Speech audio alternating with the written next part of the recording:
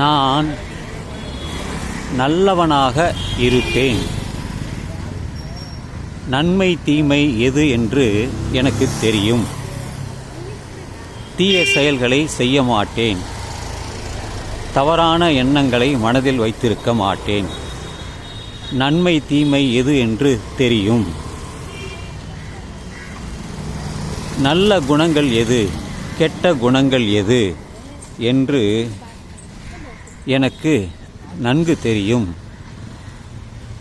பொய் சொல்ல மாட்டேன், திருட மாட்டேன், ஏமாற்ற மாட்டேன், கொலை செய்ய மாட்டேன் என்று இது எல்லாம் எனக்கு தெரியும் என்று நம்புகின்ற அந்த நம்பிக்கைதான், அந்த பற்றுதான் தன்னம்பிக்கை. தன்னம்பிக்கை என்பது தன்மேல் வைத்திருக்கக்கூடிய அந்த நம்பிக்கை, பற்று. நான் இதைத்தான் செய்வேன், இதை நான் செய்ய மாட்டேன் என்று தன்மேல் இருக்கக்கூடிய, தன் செயல்களின் மீது இருக்கக்கூடிய, தன்னுடைய நற்பண்புகளின் மேல் இருக்கக்கூடிய அந்த ஈடுபாடுதான் தன்னம்பிக்கை. மத நம்பிக்கை என்று சொல்வார்கள். உலகத்திலே பல மதங்கள் இருக்கின்றன. ஒவ்வொரு மதத்திற்கும் ஒரு கோட்பாடு உண்டு, கொள்கைகள் உண்டு, செயல்கள் உண்டு.